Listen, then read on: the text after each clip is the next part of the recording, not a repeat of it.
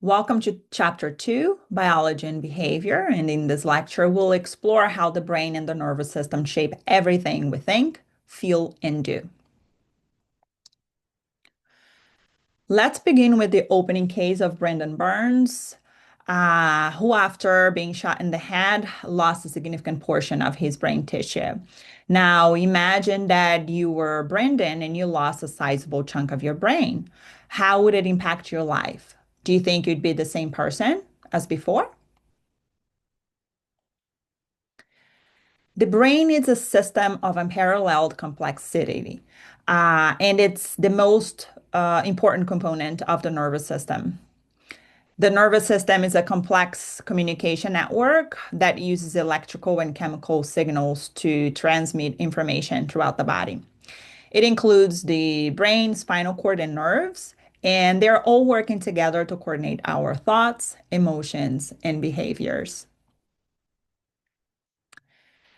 Neuroscience is the scientific study of the brain and the nervous system, and it draws information from medicine, psychology, engineering, and computer science. Biological psychology is a subfield of psychology and focuses specifically on how biological processes influence behavior. The brain is often called the last frontier of scientific inquiry because so much remains unknown. I honestly believe we might reach Mars before we can fully understand the brain. Now, early scientists like Franz Gall, a German neuroanatomist, he proposed phrenology, the idea that personality traits could be mapped onto bumps on the skull. Phrenology was once considered brain science, and it was this early approach explaining the functions of the brain, trying to link the physical structure of the skull with a variety of characteristics. So we can see here the phrenological map showing locations of the brain organs thought to be responsible for various psychological traits. Phrenology was very popular in the early 19th century, but it's now discredited. And while incorrect, it sparked interest in brain localization. Today, phrenology would be considered pseudoscience, a concept that we learned on chapter 0. Now, Pierre Florians, a French physiologist, later showed that specific brain areas have specialized functions, and he did that through ablation, which involves destroying parts of a living animal's brain and then determining whether the functioning was lost thereafter. Ablation is a procedure that is still being used in medicine today and uses energy to destroy or modify abnormal tissue causing issues. My husband, for example, has been having back issues, and he had some ablation procedure on his lower back nerves. Scientists also learned about the brain studying people with brain damage, like Brandon.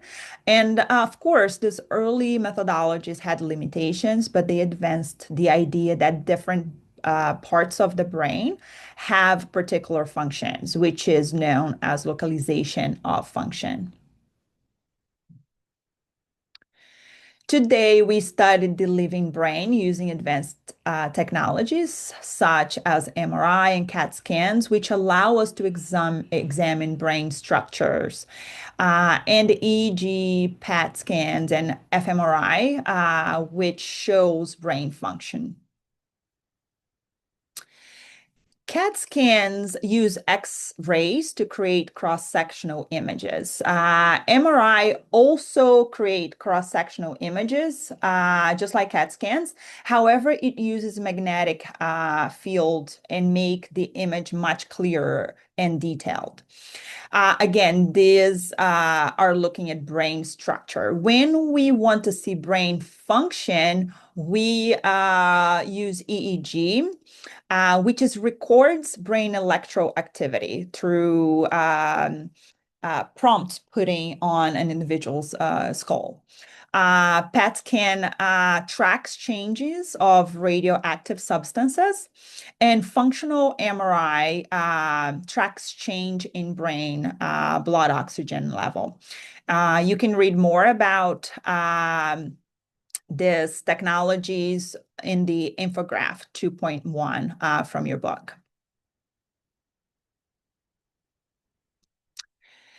Now, the neuron, it's the basic building block of the nervous system, and it has three main components. It has the cell body or the soma, which contains vital cellular structures, including the DNA. We have this bushy dendrites, which they are receiving messages from neighboring neurons. And we have this long axon that sends messages to other neurons through this branch-like terminals here. Communication between neurons make it possible for us to complete daily tasks such as making sense of words, reading, and having a conversation. As I mentioned before, the cell body of the neuron will nourish the cell and contains everything the cell needs to survive. And the dendrites is they extend from the cell body and they receive the message from other neurons, sending information in direction of the cell body. Now, this tube-like structure, the axon, extend from the cell body and sends message to other neurons through its terminals. Now, some neurons are myelinated. These are called myelin sheets. And some neurons are they don't have this myelin sheet. In between this myelin sheet, we have the nodes of Ranvier. They are short, unmyelinated gaps that aids in rapid signal transmission, enabling what we called saltatory conduction, allowing potentials to jump quickly between nodes. And myelin sheet is a fatty substance that insulates the axon and speeds the transmission of neural messages. Now, synapses, the place where the axon terminal of a sending neuron meets the dendrite of a neighboring neuron, or other type of cells receiving its signal.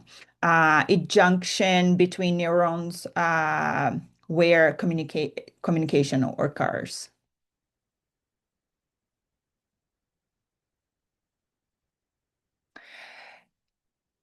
And make sure that for your quiz and final exam, you are able to identify these structures. Remember that a neuron is the basic building block of the nervous system. Dendrites are receiving the information, the cell body is processing it, and the axon, it's sending the signal onward. Now, although neurons can carry information of the nervous system, alone they aren't capable of making our brains work as they do. Our brain has other cells, such as glial cells, and glia is Greek for glue, and they got this name because when they were discovered, they were thought to hold the neurons in place.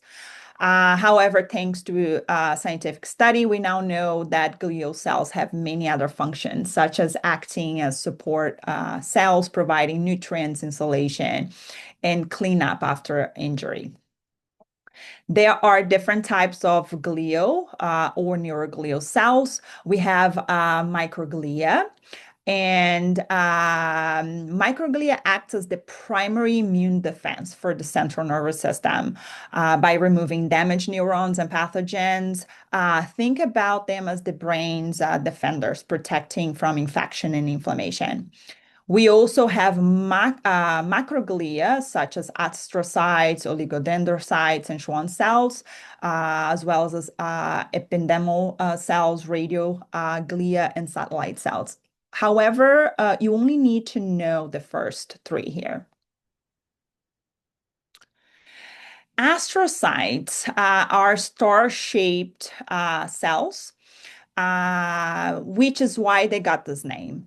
And they help repair damaged nervous system tissue. They also help support neurons. They regulate communication between neurons. and maintain blood-brain barrier so that potential toxic substances that are in our blood, they don't enter the brain. And for example, some substances such as alcohol, they are able to cross the blood-brain barrier and have effects in our central nervous system. Now, oligodendrocytes and Schwann cells, they wrap neurons in myelin sheets, an insulate material that we talked about before, and they do the same thing but in different parts of the nervous system. Oligodendrocytes, as you see here, they myelinate neurons in the central nervous system, so we can then assume this is a central nervous system neuron. And they are the most abundant glial cells. And Schwann cells, they are also myelinating neurons, but they do that in the peripheral nervous system. Neurons maintain a resting potential of about negative 70 millivolts. And this electrical charge is maintained by ion distribution across the membrane. Protein ions are negatively charged and they are too big to get through the membrane. And sodium and potassium ions are positively charged and small enough to get through the membrane through channels. There are two main processes directing flow of these ions: diffusion, which is the natural tendency of ions to spread out or disperse from an area of higher concentration to an area of lower concentration. And we also have electrostatic pressure, which causes similar charged ions, such, let's say, positive and positive or negative and negative, to spread apart. And opposite charge ions, such as positive and negative, to move towards each other. So think about this just as magnets. Like we have our skin to protect us, neurons have they have an encased membrane that is selectively permeable. We have here a lipid layer of this phospholipid bilayer here. We have phosphorus heads here and lipid tails. This is a hydrophobic, meaning it doesn't like water, right? Because it's lipid layers here. And it's primarily impermeable to charged ions such as sodium, potassium, calcium, and chloride. Large polar molecules like proteins and amino acids, and hydrophilic molecules. Ions must use specific proteins channels or pumps to cross between the extracellular and the intracellular space. When a neuron is in its resting state, it means it's polarized. And that means they aren't active. And they are more negative in the inside and more positive on the outside. And it carries a higher concentration of potassium ions inside and sodium on the outside of the cell. When a neuron is at its resting stage, particles on the cell's outer surface are pulled towards the membrane and cannot move into the cell. Now, the negative protein ions, they are attracted by this positive charge outside of the membrane. So they will start getting very close to the membrane. Now, the difference in electrical charge between the inside and the outside of the cell, it's called an electrical potential. And as I mentioned before, the neurons maintain a resting potential of about negative 70 millivolts. Different cells have different resting potential. When stimulation reaches a threshold, an actual potential occurs. Now, this is spike in voltage that starts at the dendrites, like we discussed before. will start sending sodium ions to rush into the axon hillock, and then the neurons fire, going from negative 70 millivolts to the threshold potential, which is negative 55 millivolts. Then more and more channels open up, and the sodium's ions are rushed into the cell, causing the voltage to rise rapidly from negative 55 millivolts to a positive 30 millivolts. And it's this spike in voltage that passes through the axon of a neuron, creating sending energy or information, I should say, to other neurons. And this is called the action potential. And this is exactly what I was talking about in the previous slide.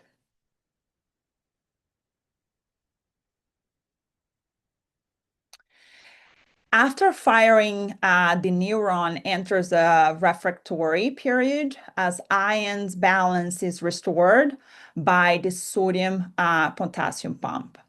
The refractory period, it's like the neurons resetting.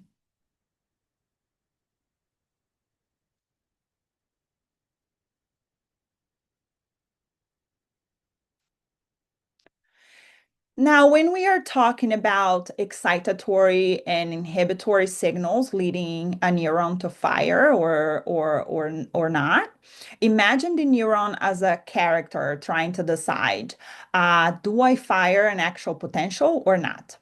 So on one side of the neuron shoulder, there is a crowd of angels, like older style cartoons, where you have angels and devils on different sides of your shoulders. So one side of the neuron shoulders, there's a crowd of angels whispering, "Do it, fire, let's go. The assignment is due on Sunday," right? So each angel is sending excitatory signals, nudging the neuron closer to that threshold, right? To that depolarization.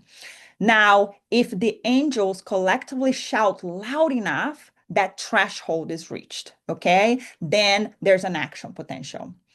On the other side of the neuron shoulder, there is a crowd of devils whispering, "Nah, don't fire, chill. You don't care for a good grade anyways," right? So each little devil is sending inhibitory signals, pulling the neuron away from threshold.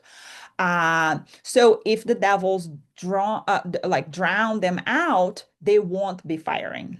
So the neuron doesn't listen to any single voice. It listens to the net effect of all of them. So the excitatory synapses happens when a lot more angels, for example, talk at once. And the inhibitory synapses happen when a lot more little devils talk at once. Okay.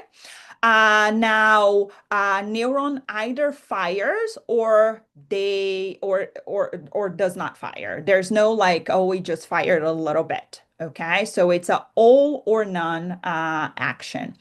Action potentials are always the same strength, regardless of the condition. Now, myelin is a fatty substance that envelops and insulates the axon. And it helps facilitate faster transmission by forcing the signal to jump between those gaps, those nodes of Ranvier. And this jump, as we talked about before, is called the saltatory conduction.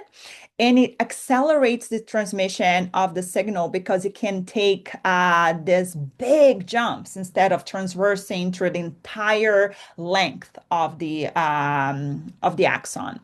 Now, as I mentioned before, some axons are unmyelinated, and because they're unmyelinated, right, the transmission is much slower because the signal then will have to travel through the entire length of the axon.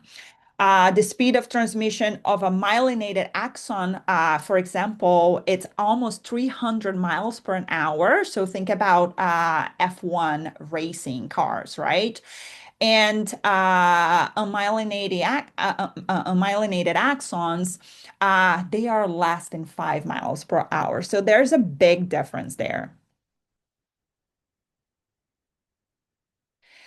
Now, neurons communicate with each other at synapses using neurotransmitters. Remember, the synapses are towards the very, very end of the axon. This chemical messengers bind to receptor sites like lock and key, right? So you, as the same way you can only open your door if you have the right key, the same works here. Conceptually, reuptake is similar to recycling. So instead of requiring neurons to continuously manufacture neurotransmitters, when they are able to reabsorb neurotransmitters that doesn't bind with the postsynaptic neuron, the neuron can conserve a lot of energy and reuse that neurotransmitter during the next action potential.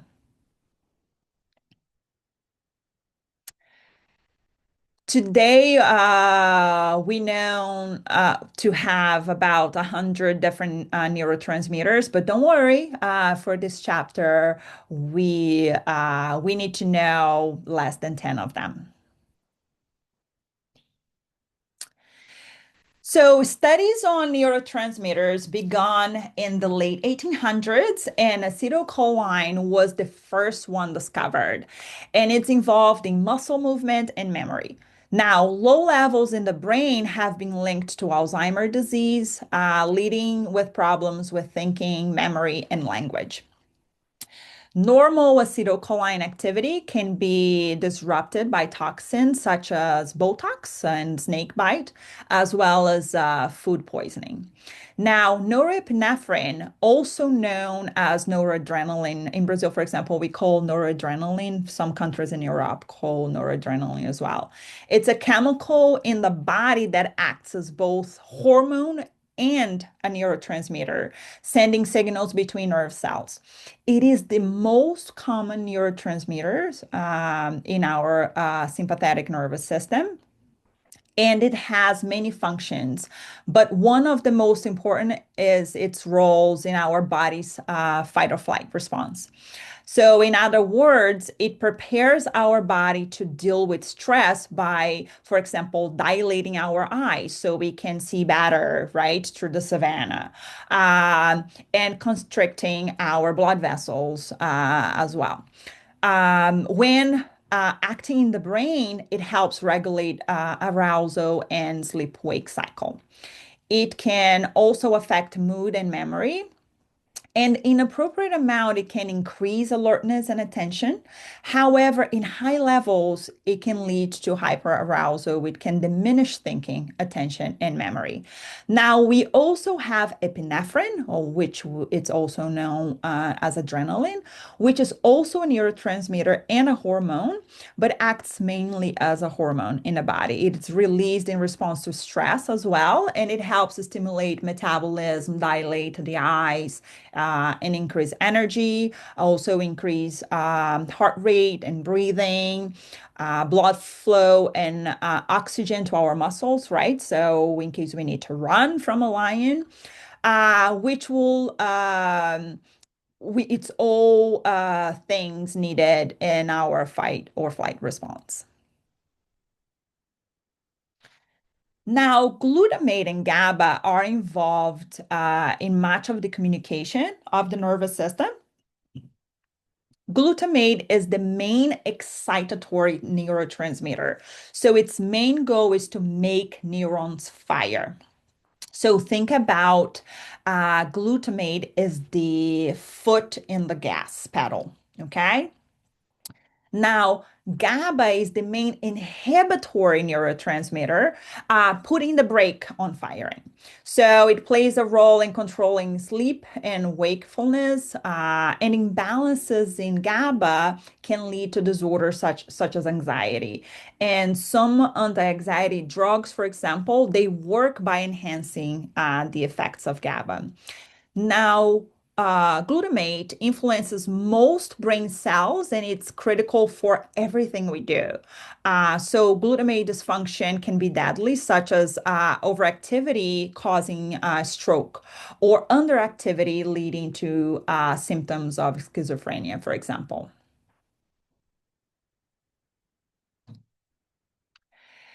Now, serotonin affects mood and sleep.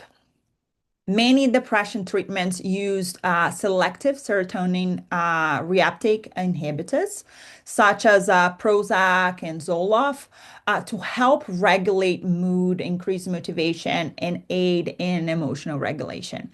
Now, remember that when we discuss what happened in the synaptic gap between sending and receiving neurons, so this SSRIs, which is selective serotonin reuptake inhibitors, they block the reuptake pumps on the sending neuron, and this causes serotonin to be released as usual and stay in the synaptic gap longer. So more serotonin can bind to the receiving neurons.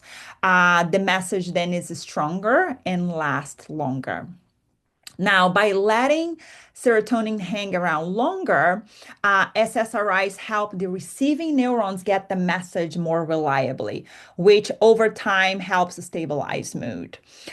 Think here that the role of SSRIs here is that it's allowing the message to linger longer instead of disappearing, right? Instead of going through that reuptake process.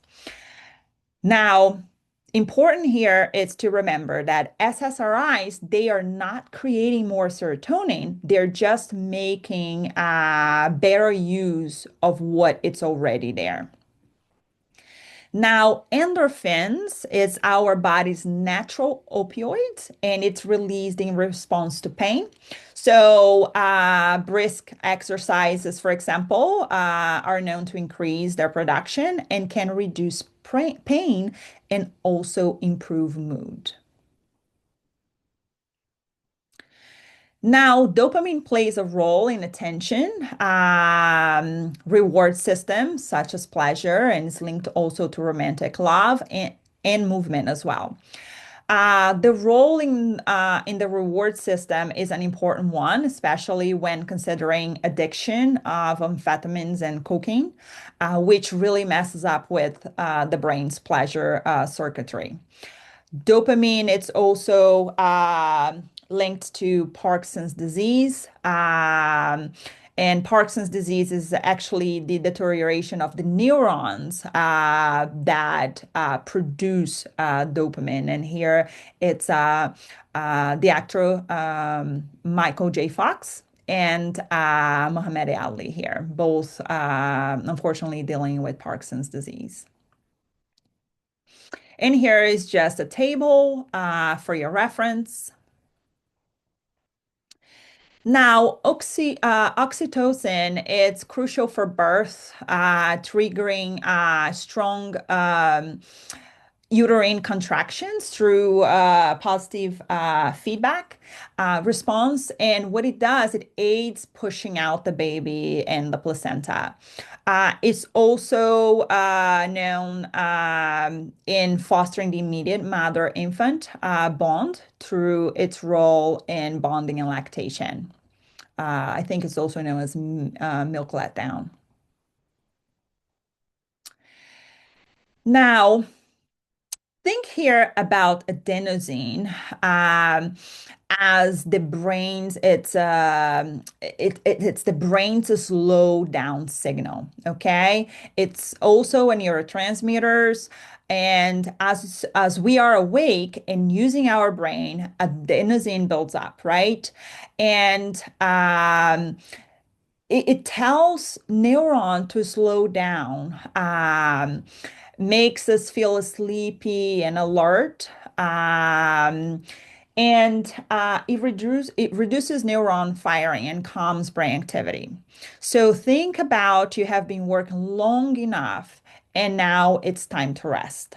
Okay. Now, caffeine, it's not a neurotransmitter, it's a stimulant and it's an adenosine blocker. Okay. So it does not excite neurons directly, but it's blocking those adenosine receptors, preventing adenosine from delivering uh, its slow down message to the nervous system. So adenosine is still there, but neurons cannot hear it. Okay, so think about sorry, can't hear you, I'm busy type of message. Okay.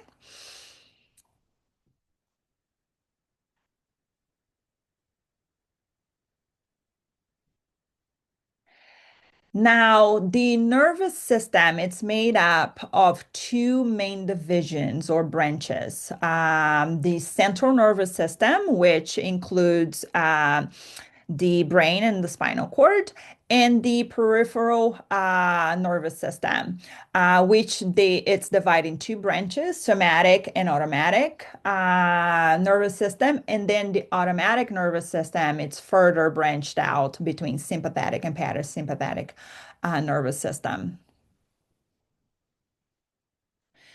Now, the spinal cord allows communication between the brain and the body, and it's involved in reflexes, which are automatic responses.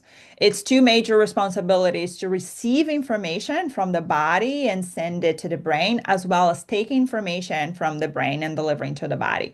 So think about the spinal cord like a gossipy friend in a group chat who is constantly passing messages back and forth. So when your body senses something like touching something hot, that information gets sent up to the spinal cord to the brain.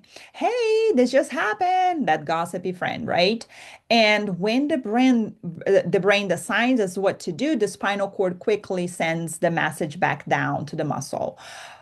Pull your hand away now, emergency, fire, or whatever it is. So sometimes even reacting on its own before the brain fully weighs in, which we have some automatic reflexes. So again, just like a gossipy friend, it doesn't keep informations to themselves. The spinal cord is always relaying, updating, and coordinating communication between the brain and the rest of the body. So everything that we think or do stays in sync. Now we have different types of neurons. We have sensory neurons, which they are bringing information in. They carry signals from the senses to the brain and spinal cord, such as touching a hot stove and feeling the heat, right? Interneurons, they decide what to do. They are connecting the sensory and motor neurons inside the brain and spinal cord. So imagine them as processing that's hot and then decided to pull your hands away. Now, motor neurons, they are sending instructions out. They are carrying signals from the brain and spinal cord to muscles or glands. So the muscle contracting, for example, to pull your hand back from that hot stove, that would be part of the motor neuron. So think about this: sensory in interneurons decide, right? Process and decide, and motor information out. So, as I mentioned before, right, sometimes we have reflexes that they are automatic. Our brain is not fully processing at the time. It will process afterwards, right? One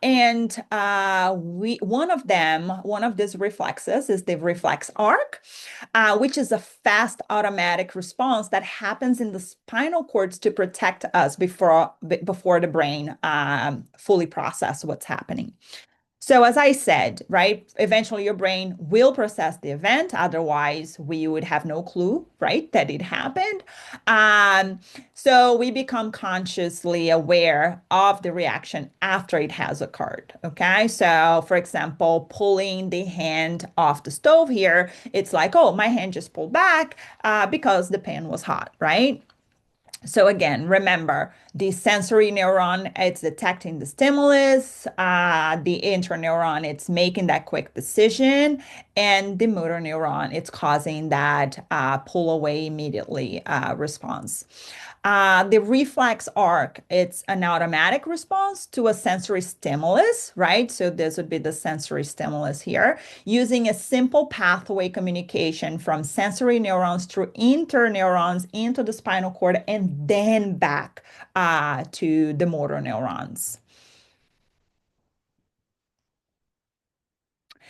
Now, the peripheral nervous system connects the brain and spinal cord to the rest of the body. It includes, as I mentioned before, somatic system, which controls voluntary movement, and autonomic system, which controls involuntary processes. We have nerves. In the PNS, and they are bundles of neurons that carry information to and from the central nervous system, enabling communication between the central nervous system and the muscles, glands, and sensory receptors. So think about the PNS here, the peripheral nervous system, as sensory in. Okay. The motor out, that would be somatic, voluntary, and autonomic, okay, automatic.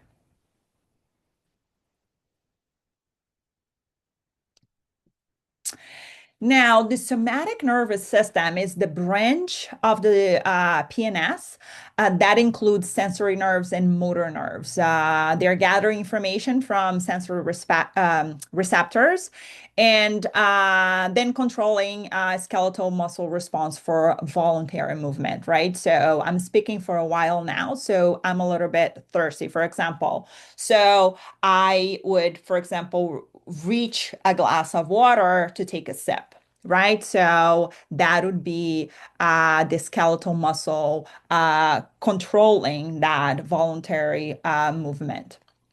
Um, think about voluntary control as a skeletal muscle. So choosing, for example, if you had a question in class, right? Is that ability as well of you choosing to raise your hand in class to ask a question? Now, autonomic nervous system is the branch of the PNS that controls involuntary processes within the body, such as contractions in the digestive tract and activity of glands. So, for example, the decision that I make to actually reach the glass of water, for example, right, that would be motor. Um, and that would be voluntary. However, thirst, it's involuntary, right? The feeling of thirst. So, as I mentioned, it's automatic control, and it controls organs and glands. Within it, we have those two subdivisions. Sympathetic, think about the sympathetic as fight or flight. So, for example, you sit to take an exam, and your heart rate increases because you are anxious or scared, right? You cannot control that. Often happens, oh, well, will happen automatically. And the parasympathetic nervous system is the rest and digest, right? So you get the results from your exam, and then you like, oh, I got an A. and your heart rate, automatically it comes down. So that's the idea here. Now, the autonomic nervous system has uh, oh, this is we talked about this already.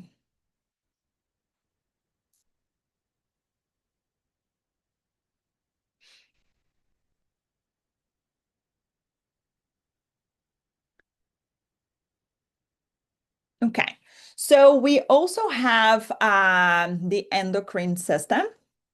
And the endocrine system uses hormones to communicate through the bloodstream, and it controls growth, metabolism, mood, sleep, to name a few. Both hormones and neurotransmitters are chemical messengers, okay? However, neurotransmitters are released directly into those synapses that we discussed about previously. So they have a quicker mechanism of action, right? So hormones on the other hand, they act more slowly than neurotransmitters because they are released into the bloodstream. Okay. However, they act slower, but they have a longer lasting effect. The endocrine system mainly uses hormones, for example, insulin, right, to control blood sugar. Sugar will not go into that cell membrane. So insulin works like a little fairy, taking the sugar out of the bloodstream and putting where it needs to go, such as muscle, liver, and whatnot. And also like melatonin that controls the sleep cycles, right? Making us feel sleepy at night. So, however, some chemicals they can act both as both hormones and neurotransmitters, depending on where they are released. Okay, so for example, if some neurotransmitters are released into the bloodstream, they would be what? Hormones, right? Because they are in the bloodstream and not in the synapses. And this can happen with adrenaline or epinephrine, okay, which, as we mentioned before, it's preparing the body for stress. So our heart rate it's increasing during fear and so forth. And neurotransmitter in the nervous system the neurotransmitters they are in the nervous system, right? They are being released in those synaptic um, oh my God, synaptic gaps and hormones. They are being released uh, by adrenal glands, for example, into the blood. We also have dopamine, for example, right? So when it's released in the brain, it's a neurotransmitter. When it's in the blood, inhibiting, for example, prolactin release would be a hormone. Okay. And serotonin, mostly neurotransmitter, very small hormonal roles for it. Now, the pituitary gland, it's a small endocrine gland that's located in the center of the brain, just under the hypothalamus. And the pituitary gland is known as the master gland. It is such an important gland that it sits within its own protection shell in our skull called sella turcica. And sella turcica is a bony saddle shape structure at the base of the skull, um, protecting that master gland. Now, And it's here. This is the pituitary gland. We also have the thyroid gland, which is an endocrine gland that regulates the rate of metabolism by secreting thyroxine, for example. And we also have adrenal glands, which they sit right on top of our livers. And also, there are also endocrine glands involved in responses to stress, as well as the regulation of salt balance. Now, when we get to chapter 12, stress and health, we'll talk a little bit more about this. When we talk about the hypothalamic pituitary adrenal axis, or we call it HPA axis, which is our body's primary neuroendocrinal system for managing stress, forming a feedback loop between the hypothalamus and the pituitary gland and the adrenal gland. And it helps regulate the cortisol level, impacting, for example, immunity, digestion, metabolism, and mood. And a lot that we talk about chronic stress can cause a dysregulation in the hypothalamic pituitary adrenal axis. And again, we'll discuss more on this topic when we get to chapter 12.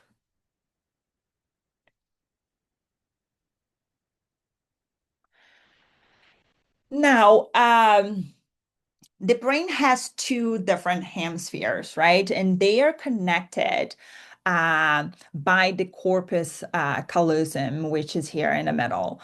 And the corpus callosum, it's a thick bundle of nerve fibers that they're really just bridging the left and right brain. Now, each hemisphere specializes in different tasks and controls the opposite side of the body, right? So, let's say this is the left side of the brain would be controlling the right side of the body. If this is the right side of the brain, would be controlling the left side of the body. And the corpus callosum, it's what's making this communication. Okay. The left hemisphere, usually, not usually, what we know is that it controls the right um, uh, it's linked to, linked to language, logic, such as math, right? And analysis as well.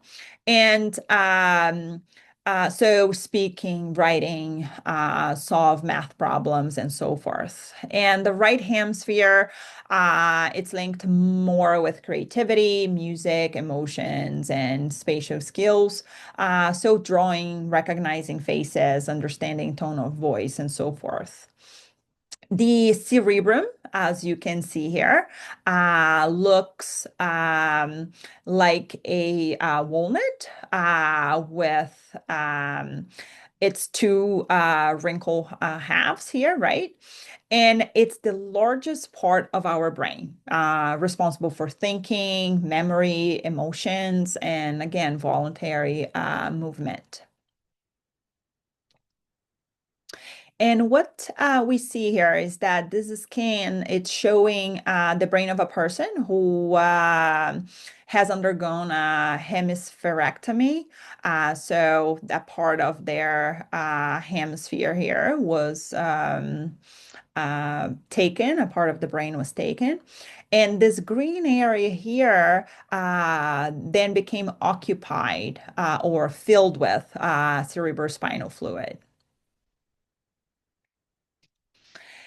Now, we also have a lot of studies related to the split brain, or which it's surgery that cuts the corpus callosum, so this area here, which it's what it's bridging, right? Left and right hemispheres. And it's done to stop severe seizures from spreading between hemispheres. And it works. So normally here, the left and right sides of the brain, they're constantly talking to each other, right? Through the corpus callosum. And after the surgery, each side works on its own. And because they're working alone, they can no longer share information with one another. So, an example here is that uh, an object, it's shown here on the left side of the vision, and then it goes to the right hemisphere. So, you can't say what it is. So, because language here is usually on the left, right? But you can pick it up and with your left hand. Um, and so it's very interesting studies on this topic. So the big idea here is that each hemisphere has its own abilities, and normally they work together. And the split brain surgery shows how specialized each side is. Now, lateralization means that each hemisphere specializes in certain tasks. So the left and right sides of the brain, they aren't exactly the same. So as we mentioned before, left hemisphere, for example, we are talking about language, law, logic, math, right? Solving math problems, thinking critically, and so forth. And the right, we are talking about being creative, right? Be more leaning more towards music, artistic endeavors, and so forth. So the big idea here is that lateralizations it's telling us that the two sides of the brain, they have different strengths. They work together, right? But they have different strengths. Um, and again, they're working together through the corpus callosum, that communication going back and forth.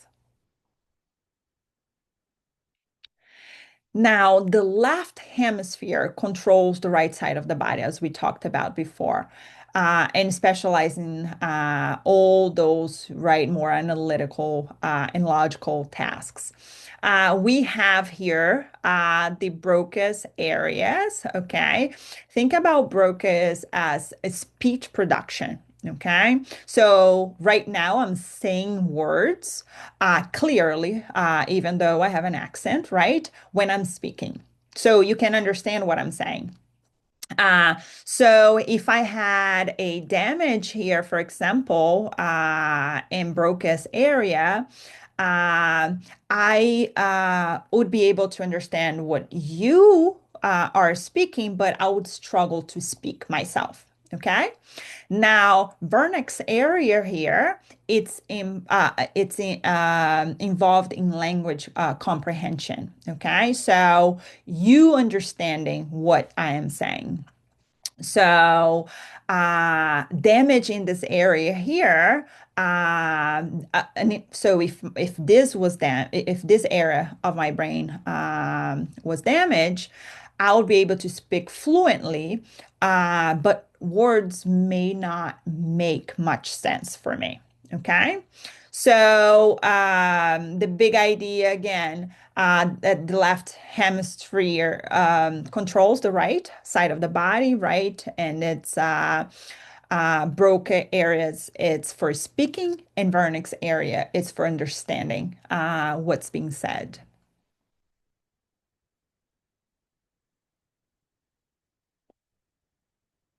Now, the right hemisphere,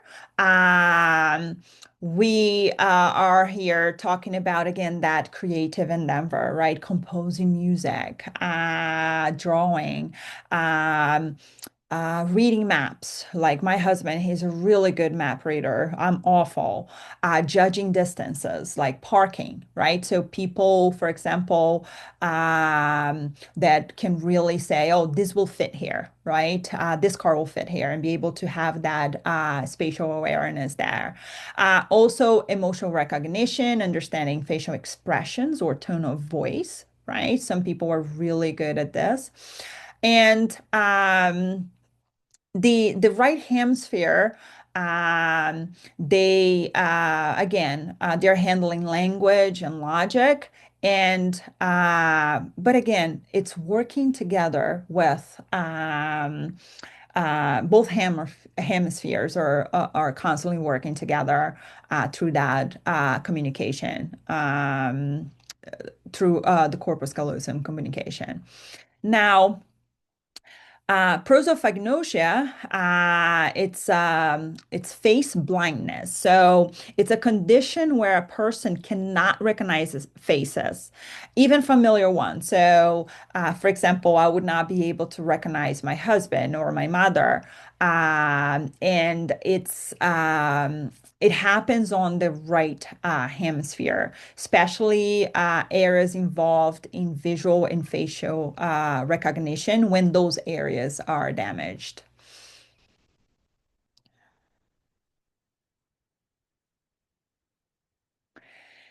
Now, neuroplasticity, it's the brain's ability to heal, is the brain's ability to change, to adapt, and to rewire, right? To form new connections.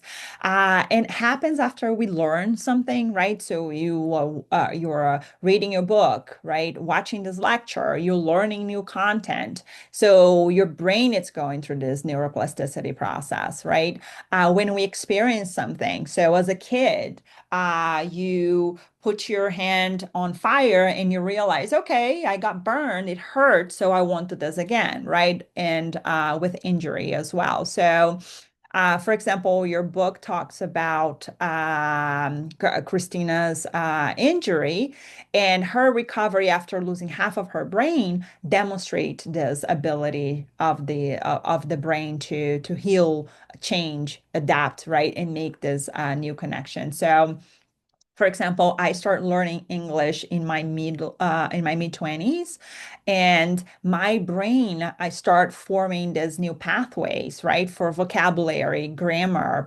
pronunciation, right? So it's this ability to learn something new. Some people they can recover 100% after an injury, such as a stroke, for example, where other brain areas can take over loss function. Okay. Neuroplasticity really shows us that the brain it's flexible, right? And it can rewire itself to learn and recover.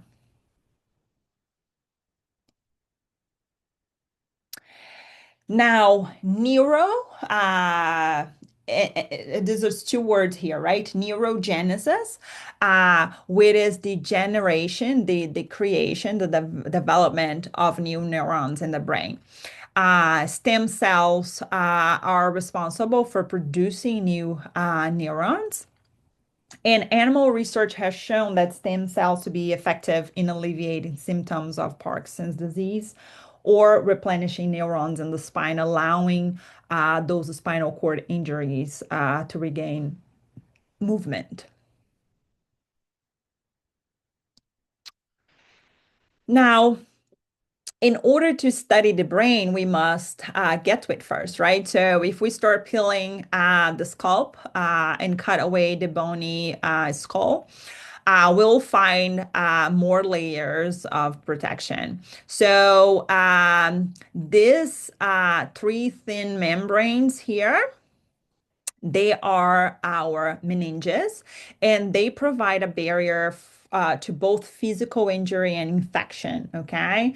So if we bypass them and the outermost layer of the brain, the cortex here, it's revealed.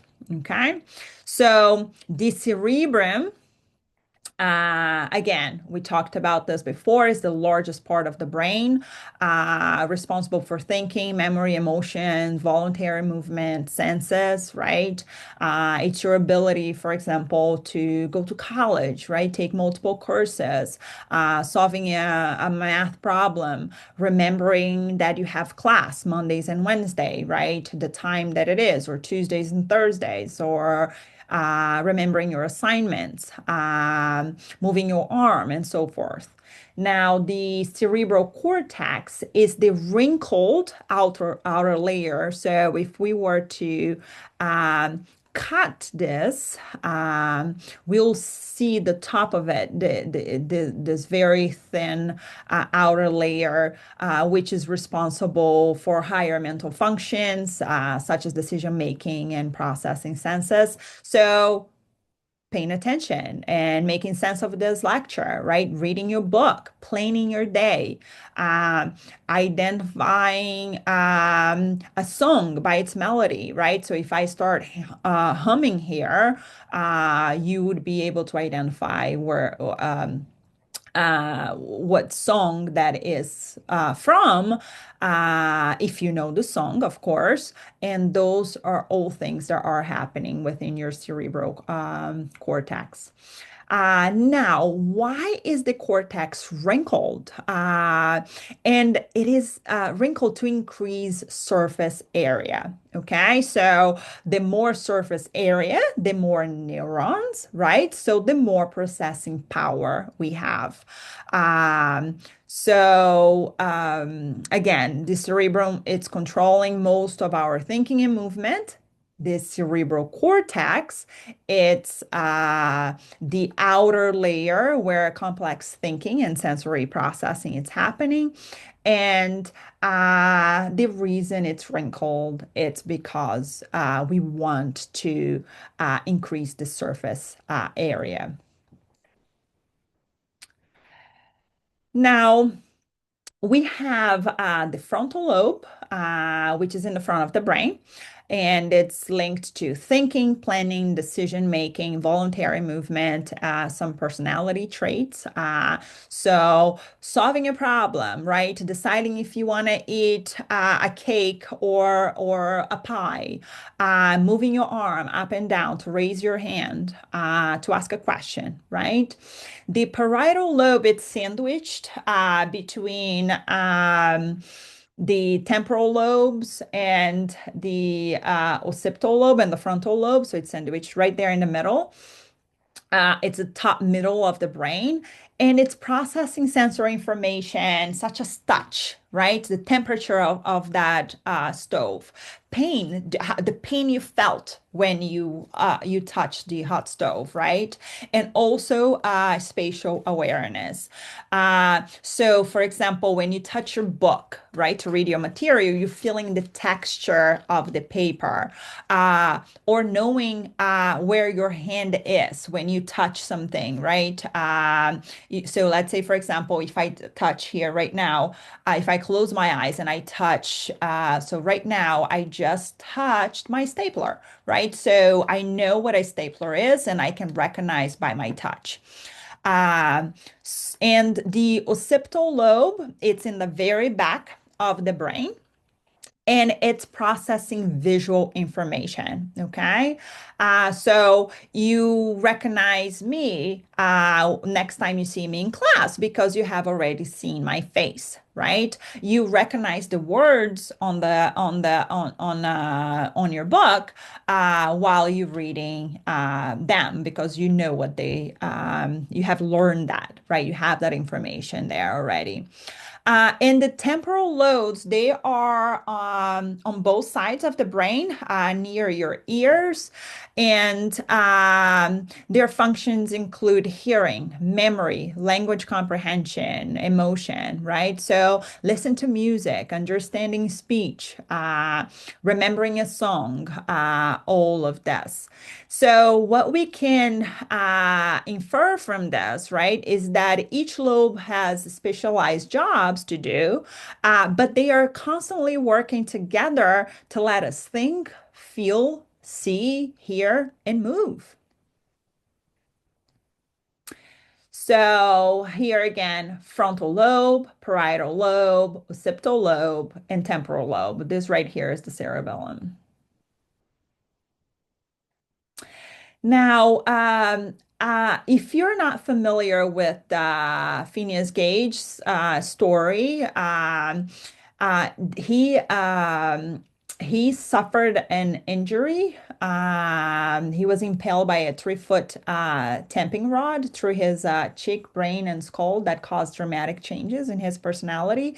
And that what's happened when your frontal lobe, for example, his frontal lobe got damaged, right? So, as we learn, it's involved in decision making and impulse control.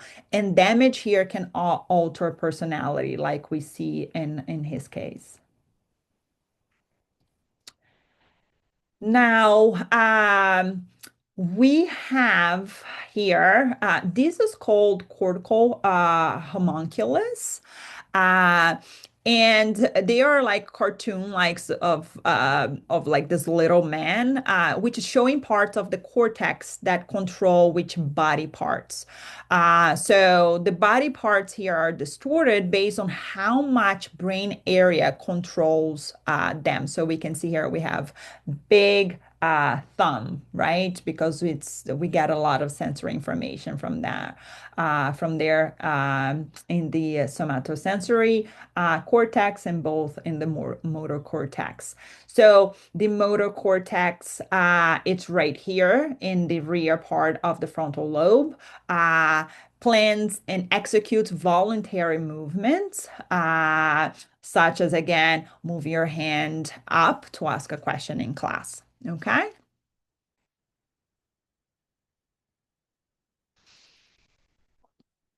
Now, right here in green, we have the somatosensory cortex, which is the band of tissue running parallel to the motor cortex, right here in blue.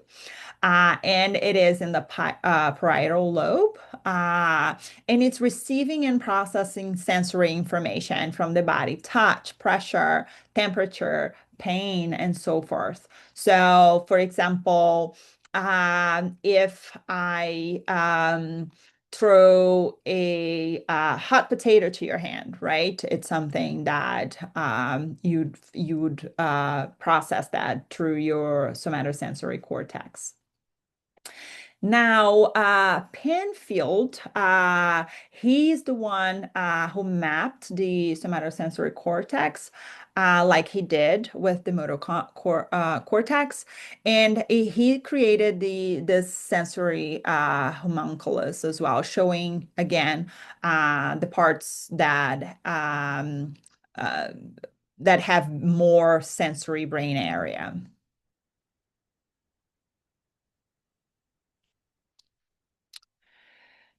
Now, the temporal lobe, they are again the side on both sides of your head, right below the parietal lobe, and they are processing sound, recognizing visual objects, especially faces, language comprehension, memory.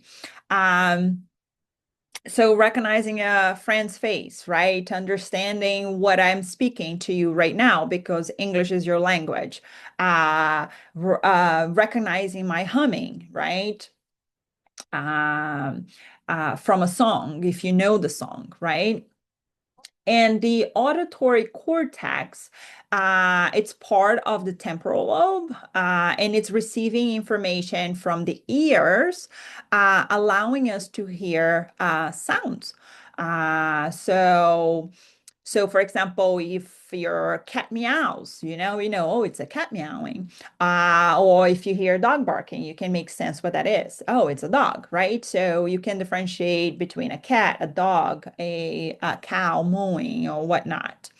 And so the temporal lobe here, they're handling the hearing, object recognition, language, and memory, and the auditory cortex is specifically processing sounds.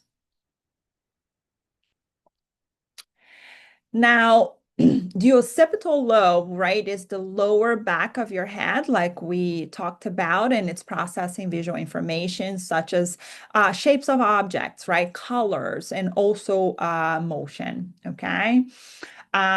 The primary visual cortex, it's part of the occipital lobe and it's receiving input from the optic nerve and then interpreting and processing what we see.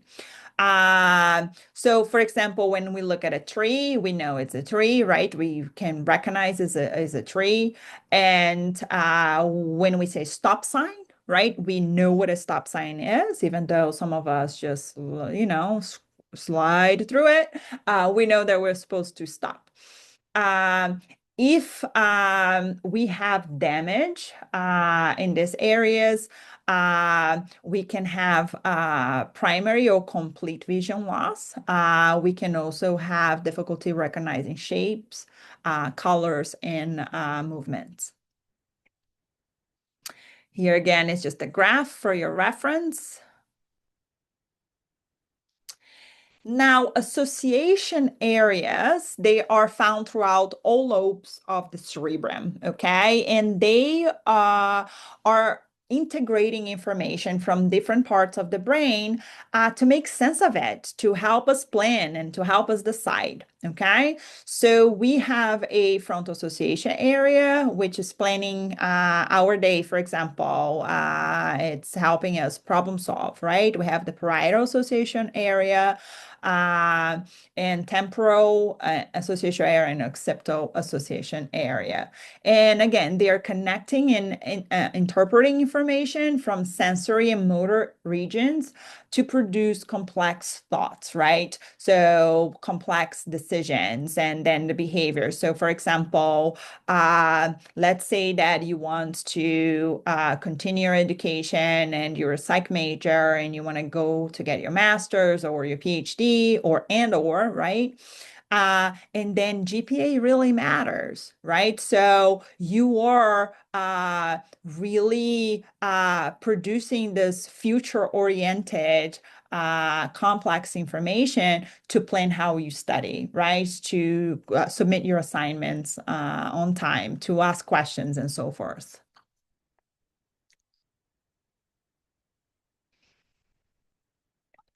Now, the limbic system, it's very deep inside the brain. And it's controlling here our emotions.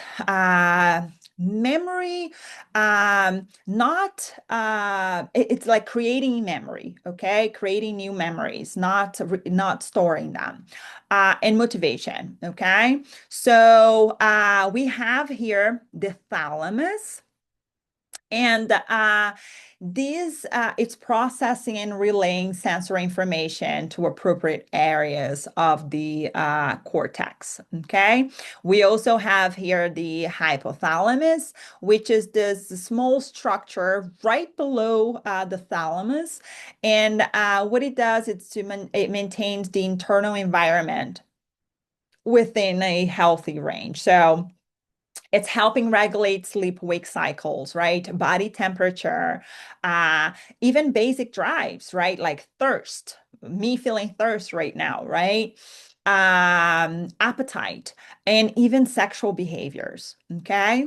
Now, the amygdala, think about the amygdala as the alarm, like the bell, right? The like the bell, a ringing bell. Okay, so it's a pair of almond-shaped structures that process aggression and basic emotions such as fear. And it's associated again with that with those memories, but not stored memory. Okay, so just like building those memories. Now, the hippocampus here, um, it's hippocampus means seahorse. And it's primarily responsible for creating new memories. Okay. So think about the limbic system as the brain's emotional and new memory forming center, okay, that's helping us react to the world. Here's a table of some food types and its benefits.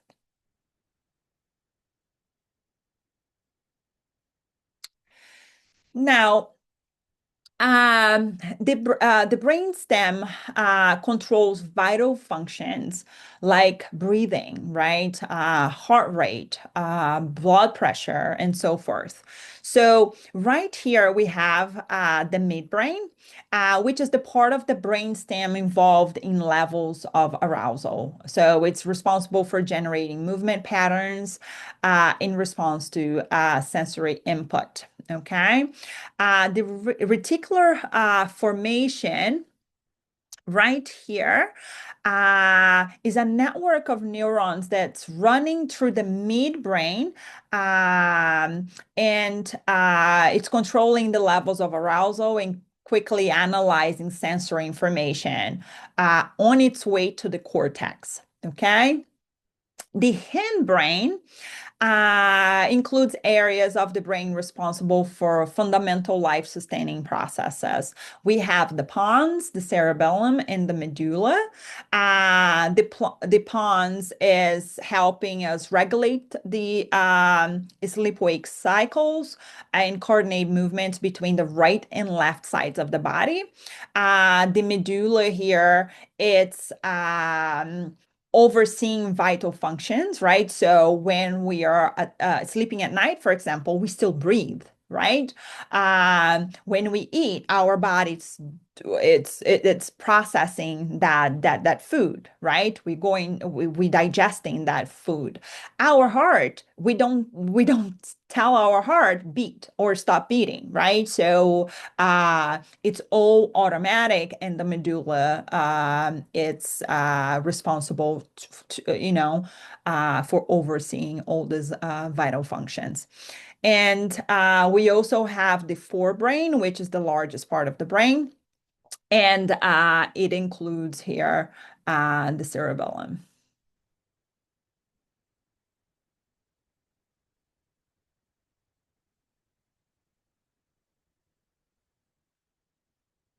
Cerebellum, it's again the back of the brain, and it's under the occipital lobes, and it's helps us coordinate movement, balance, and fine motor skills.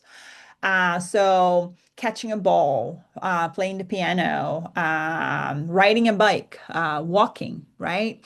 Now, a lot of memory, complex navigation, spatial skills also happens here. We have, for example, London taxi drivers, they have larger cerebellums due to the complex navigation and spatial skills that used to be required back in the days to drive through the city. So I don't know if any of you have ever been to London, but they have the black cabs there. And back in the days, there was no GPS. So they had to study really hard and memorize these really complex maps and know the names of the streets and so forth. So there were some studies on their brains, and they found that they had larger cerebellum. And so again, it's ensuring here that our movements are smooth, coordinated, and precise, and can grow with practice and experience. A table here for you.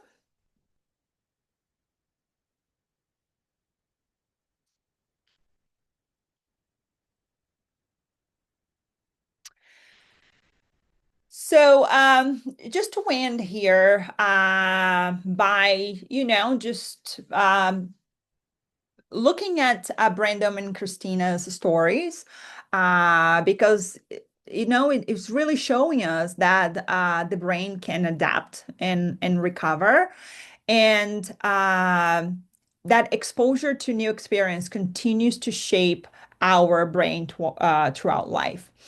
So I hope that you take this to heart, right? And throw yourself into the world so you can continue learning every day. We will end our chapter 2 lecture here, but please let me know if you have any additional questions.